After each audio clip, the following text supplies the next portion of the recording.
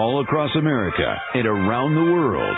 This is Veterans Radio. This is Veterans Radio.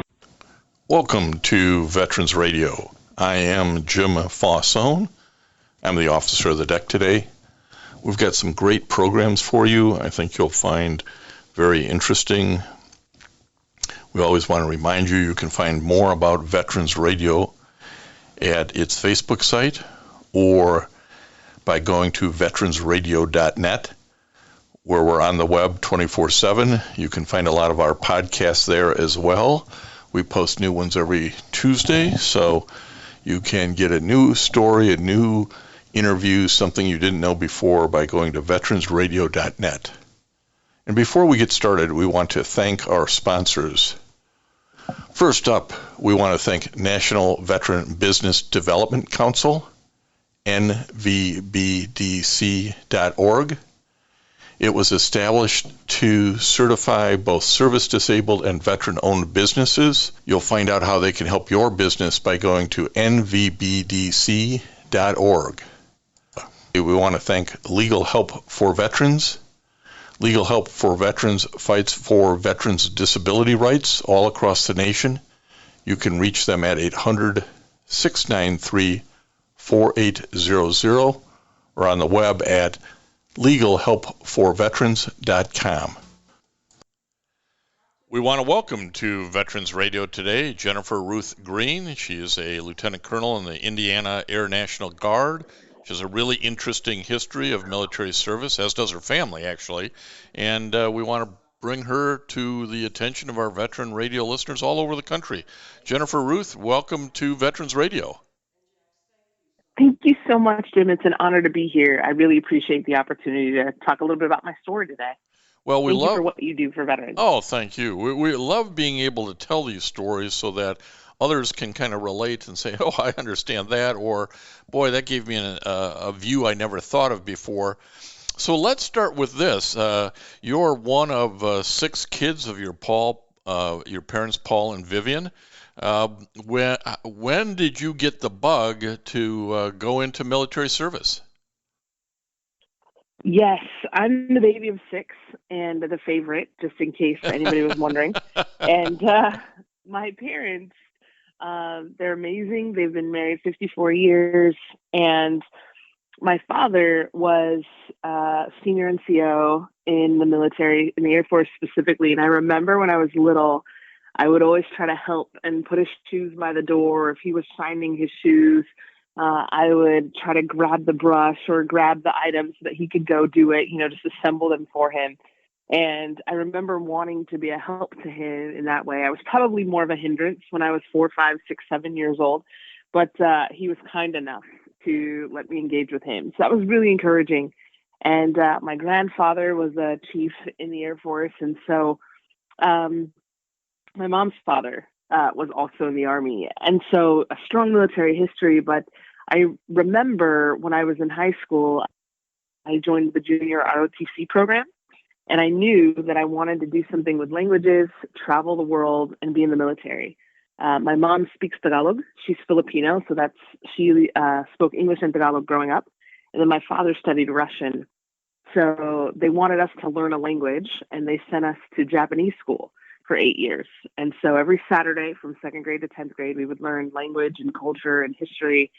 And so during that time, I grew a love for those 3 things, the military, languages, and traveling the world. And so figured in high school, my junior ROTC instructor said, we have the Air Force Academy if you want to consider going into the military, and these are some of the opportunities. It's hard to get in to, but it's even harder to graduate from. And I remember thinking, challenge accepted. And that was my freshman year of high school. And I continued to work hard, and then ultimately, by God's grace, earned an appointment to the Air Force Academy, where I graduated from and became a 2nd lieutenant. So that's kind of the story behind my joining the Air Force and some of the things I wanted to do.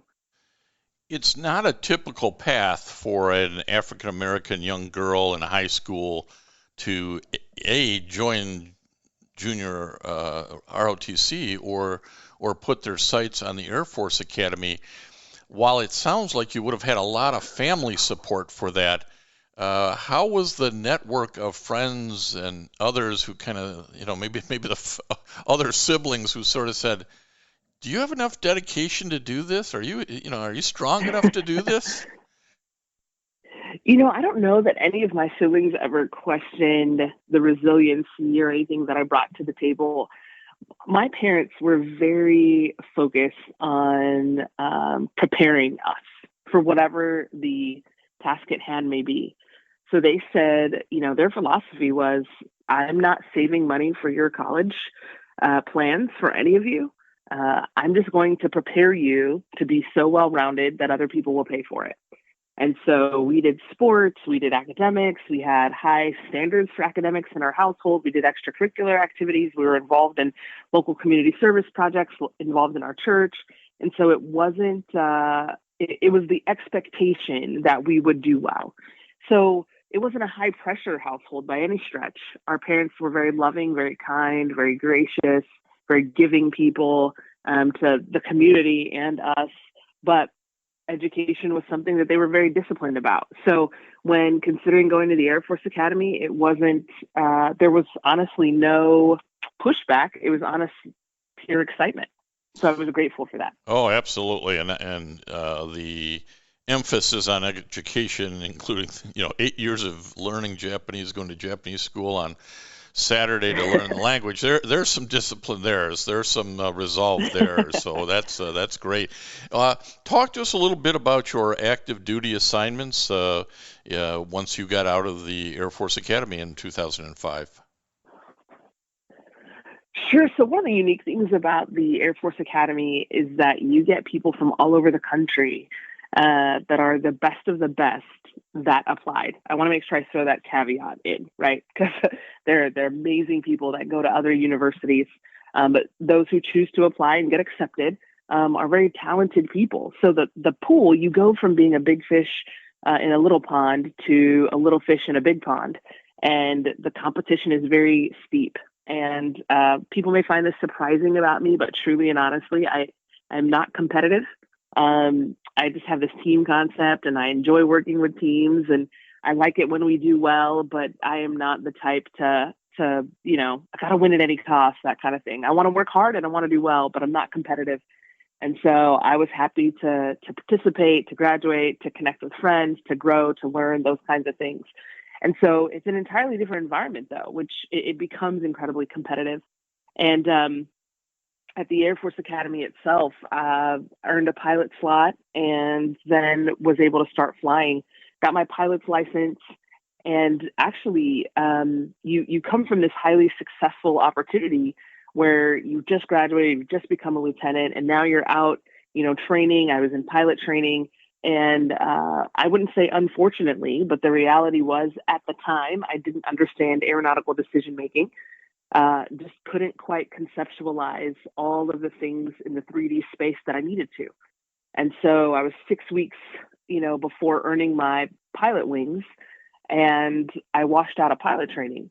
And so basically the Air Force said, hey, we have to, disqualify you from flying, and you're going to transition to another career. And so I had worked, for about a year and a half on this flight training portion of my life. And this was a major setback. It felt like a major failure to me because for the first time in my life, I was not necessarily rejected, but I had failed at something that, I was actively trying to be good at. And so the environment that I left, highly competitive, highly successful, you have opportunities to do great things. And then you transition into this environment that's, difficult and challenging and wears on you in a different way. And then you're not successful, is a very mentally difficult place where I had to, rely on my faith and my friends and my family to pick me up and be able to be motivated, to do something else and recognize that it wasn't the end of the world. And so that failure was actually one of the things that really helped me later on, down the line in life, thinking through the fact that, tomorrow will come and it'll be fine, just like it was, just like it was days before you found out. So It's not the end of the world. So I think that's really assignment. Yeah, that's really important for everybody to kind of get focused on. I don't care what age you are. You're going to run into adversity. Something isn't going to work out in life. True. Maybe it'll be a big issue. Maybe it'll be a small issue. Maybe it'll feel like it's life-threatening or world-ending. But you do kind of have to pick yourself up and say, today's a new day, and I'm going to go in a new direction, and things are going to be good. And you certainly use that as a motivator for more education and more certifications. Help people understand how they pick themselves up and move forward. Yes. So, thinking about failing for the first time for somebody who is used to doing well, it feels like, the higher you are, the harder you fall. But the thing that has helped me since is, stay humble. Nobody ever fell off the floor. And so if I am just consistently working to help the team, to grow, to do as best I can, to recognize that I can give all I can give, and if all I can give is a B+, or all I can give is, $10 to a project and offering a nonprofit, support or something like that. Like, it's okay. You don't have to, be an A+ every single time if it's not possible. If you have 10 projects and you do a B on all of them, that's a pretty good day. And so it was just expectation management. And I think sometimes when you talk about picking yourself up and me picking myself up, expectation management is a very clear thing that I had to set for myself. And it's honestly helped me as I've worked with teams, at this point in my Air Force career, understanding what I can expect from others, being clear about what I expect, but also facilitating conversations so they can tell me what they can bring to the table. So as a supervisor, as a leader, they are clear and I am clear about what we can and can't do. And that way, reality is easier for us to absorb. So I think those are some of the skill sets that the Air Force has helped me to learn, especially through this particular failure. Well, one of the things I see in your resume is you went back and got an aeronautics degree, a second bachelor's degree. You went on and got certified as a flight instructor and commercially rated pilot. I mean, there are different aspects of that challenge or maybe failure that you've said, I'm going to remold myself a little bit. I'm going to get some more experience and I'm going to do some different things. Maybe I'm not going to fly fighter jets, but I'm going to be able to do some other things that kind of met that goal. It looks like that was some of the direction you went in. Yes. So in 2015, I was on a mission trip to Brazil, and there was a couple there who wanted to be able to reach tribes in the Amazon as missionaries. And they said, we have one plane and one pilot. And if that plane is down or that pilot is sick, then we don't have the opportunity to do the work as efficiently. We have to take boats, which take 3 to 4 days, and a plane, we could get there in several hours. And so they said, would you consider coming over here and helping us? And needless to say, I'd lost a lot of confidence. Now, granted, I'd had as many takeoffs as I've had landings, so I had a perfect record. Yeah, that's a good thing. That's a good thing. I was safe, but I just wasn't ready as a lieutenant to meet the standards of the Air Force. And so I felt like, maybe I don't know how to fly airplanes, or maybe my pilot's license, maybe it was all a sham, or I'm just not good at it, or something like that. And so when they gave this proposition to me and they said, hey, we know you fly, I thought, wow, how can I be helpful? And so talked to my pastor, and he said, hey, any tool you can put in your toolkit for the work of God is going to be helpful. And so I said, okay. And then I was just committed. I'm going to learn. I'm going to earn certifications as a pilot. I'm going to earn a degree. And I really felt that my purpose was to develop and serve missionaries through aviation, because I thought, I could go to the Amazon and I could help these people. However, if I could teach and train, then I could send out people around the world to be able to do the effort. And therefore you replicate and you have a greater reach with your skills. And so that was the lead-in for me to move forward. I want to come back to a word you use that I think is so powerful, and that is confidence. I think a lot of times we have a lot of confidence, we lose it, and then we have to gain it back. But it's so important in moving forward, isn't it? And confidence was something that that you need to regain in your pilot skills, it sounds like. No, you're absolutely right. You're absolutely right. And I can remember there was a day, so when I went back to get my aeronautics degree, I was in flight training as well and doing some catch-up flights because I had a private pilot's license, but again, a lot of confidence lost, just like you said. And so I remember the day that I was flying with an instructor pilot, and I remember he was just sitting over there quietly, kind of hanging out. And then at the end of the flight, I knew he was going to say probably a couple things that I had noticed. I was a little fast on this landing, or maybe I was a little high on my approach, or whatever it was. And I was like, I can already picture his debrief, and I'm paying him to sit next to me and say nothing. He's on a scenic ride. And so I thought, why is he here? Like, I can do these things by myself. And that was the moment where I was ready to, let him go outside of the cockpit and then pick up one of my friends. And, that night I said, who wants to fly? Threw it out on social media, and then had a friend who said, I'm in. And so we just flew up and, to the Chicago skyline, got to see some of it, the Navy Pier, that kind of thing, came back and landed. And then it was just an exciting time for me. I didn't tell him until later. I said, I haven't flown in a really long time, and you're actually the first passenger where I felt really confident to take someone up. They're like, you didn't tell me that beforehand. I was like, but you lived, though, so it's fine, right? You lived. Right, yeah. Takeoff and landing, as long as they balance out. We're talking to Jennifer-Ruth Green, who graduated from the Air Force Academy and continues to serve in the Indiana Air National Guard. Has a really interesting background and experiences that I think is worthy to pass on to others.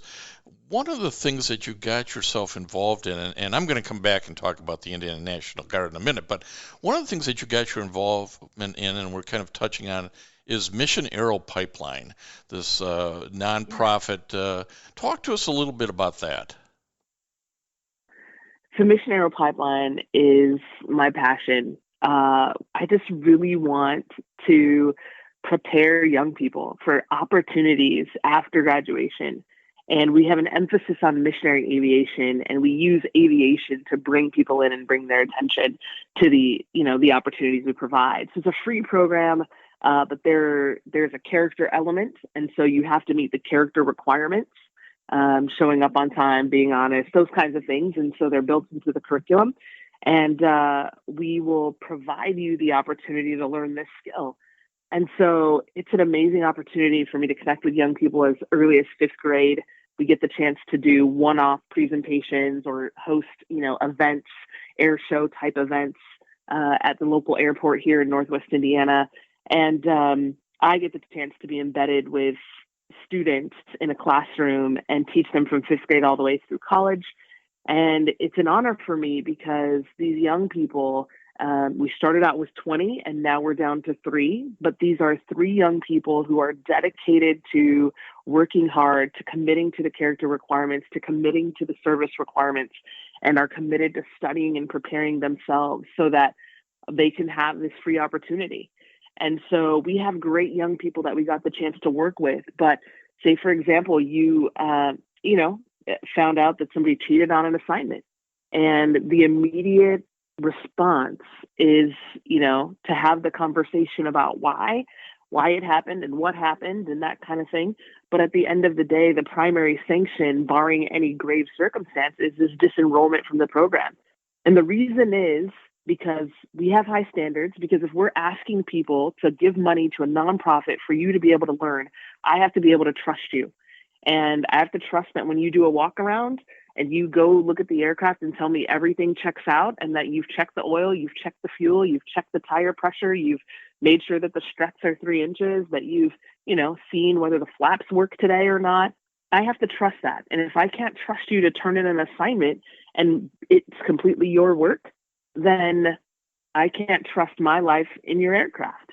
And I'm not going to make exceptions for it. And so we have high standards, and these young people, we started out with high interest, 40 young people, and then 20 actually started with us. We provided 20 letters, and now we have 3 young people that are in ground school and working hard, and I'm privileged to work alongside them and prepare them for the future. Well, all of those kids have learned lessons along the way, whether or not they've been able to stay with the program or not, and that's so Sure hope so. teaching those fundamentals is important. And sometimes, you gotta realize there's consequences to your actions, and maybe being disenrolled is the first time there were any real consequences to somebody's actions. So you learn in a lot of different ways, and this is a great faith-based STEM instruction for young people from underrepresented communities, because there just simply aren't that many African American pilots out there who can work in this space. So this is wonderful. And I said I wanted to come back to the Indiana Air National Guard, where you currently serve as a lieutenant colonel. Yeah. Because you just completed a tour as cyber commander of the 122nd Fighter Wing in Fort Wayne, Indiana. And I'm wondering what the cyber commander roles are. Yes. So the primary roles of a commander are to organize, train, and equip our forces for combat. And so that is the primary lens through which we have to review and evaluate everything. And so there are people that are physically fit and qualified and can do 1,000 push-ups and can hit the target 50 times out of 50. But if they have asthma or they have a special skin condition that puts them in a position where we can't deploy them, or they have to have special medicine downrange where, it wouldn't readily be available, we have to make decisions sometimes with the organized, train, and equip in mind. We have great people doing great things who are incredibly smart, incredibly talented, incredibly qualified. And we have to make the decisions about how to ensure that our people are taken care of, but our mission is taken care of as well. So I would liken it unto being a mayor of a small town. You have a budget. You have to execute that budget, buy all the supplies, make sure people are qualified to do the jobs that they've been asked to do, make sure that you provide your greater function to the entirety of the base.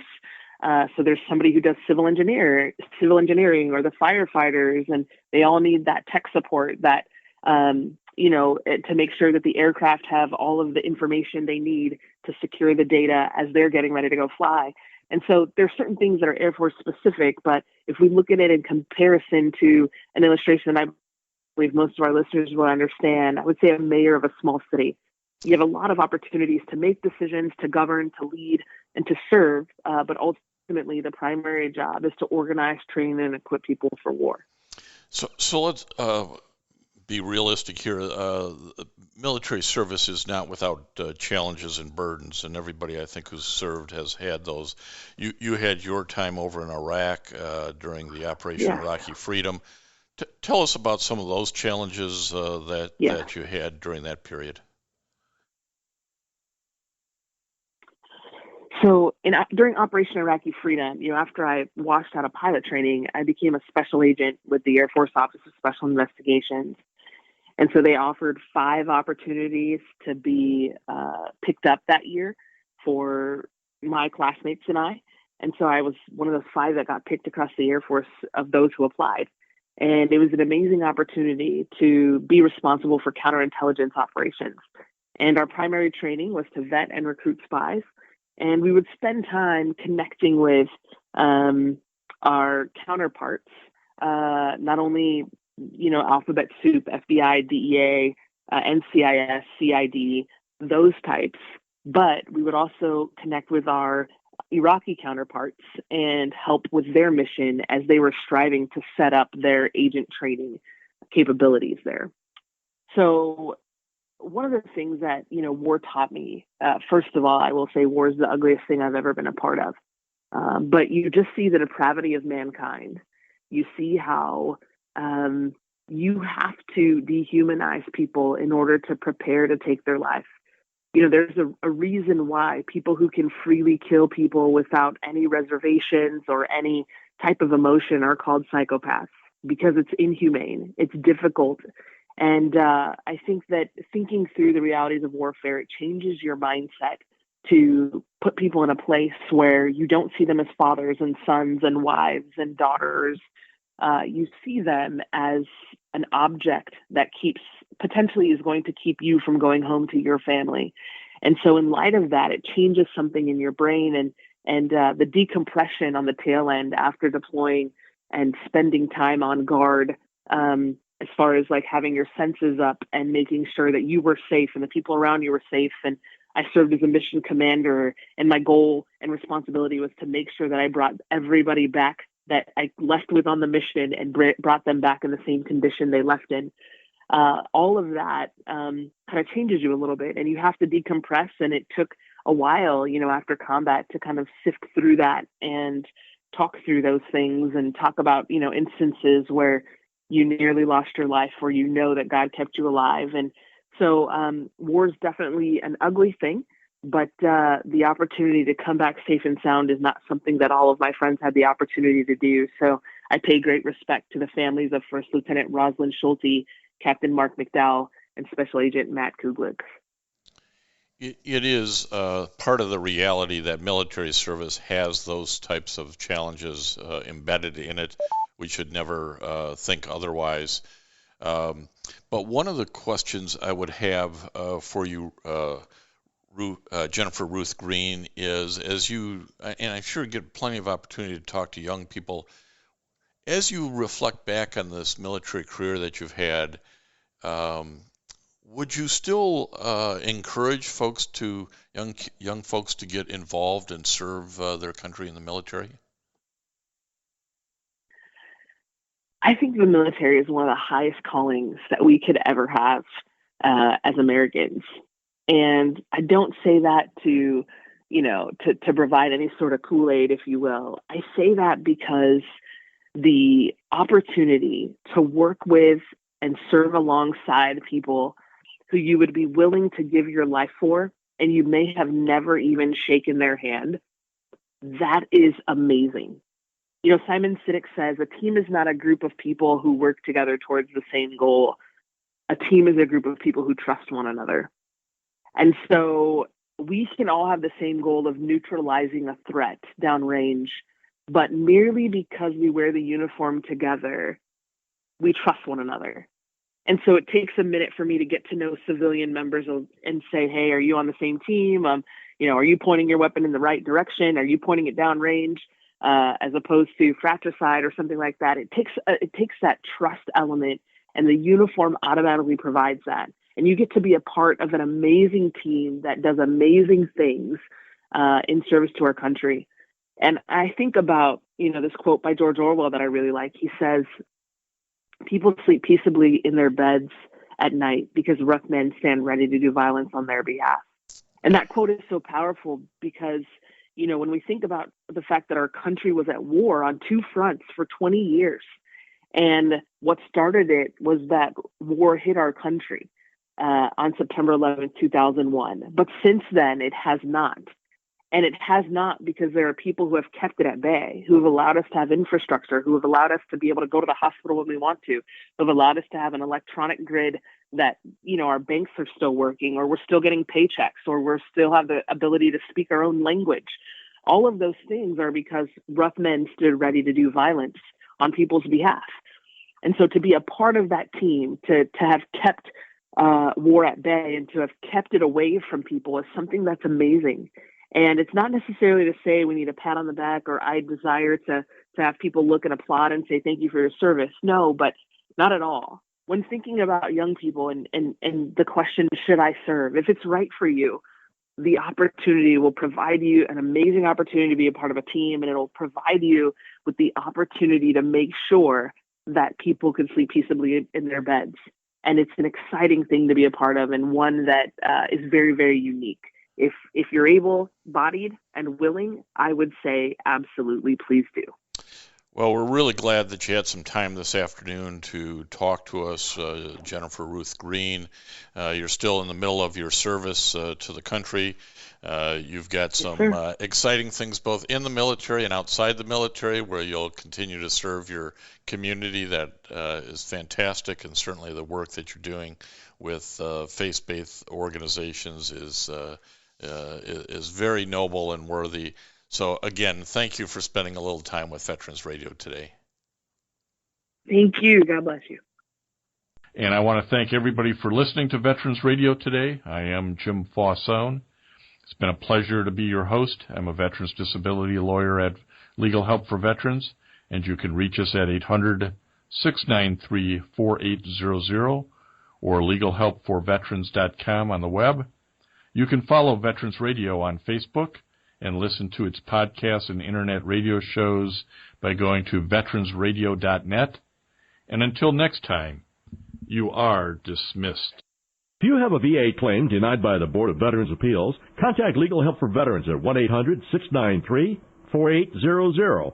They're experts in handling cases before the U.S. Court of Appeals for Veterans Claims. Their number again, 1-800-693-4800.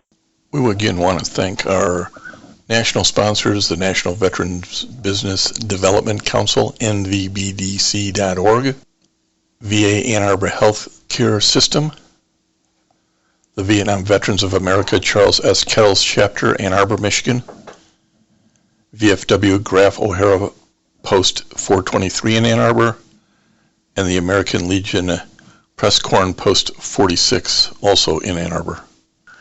We appreciate all your support. You can go to veteransradio.net, click on the sponsor level, and continue to support keeping Veterans Radio on the air.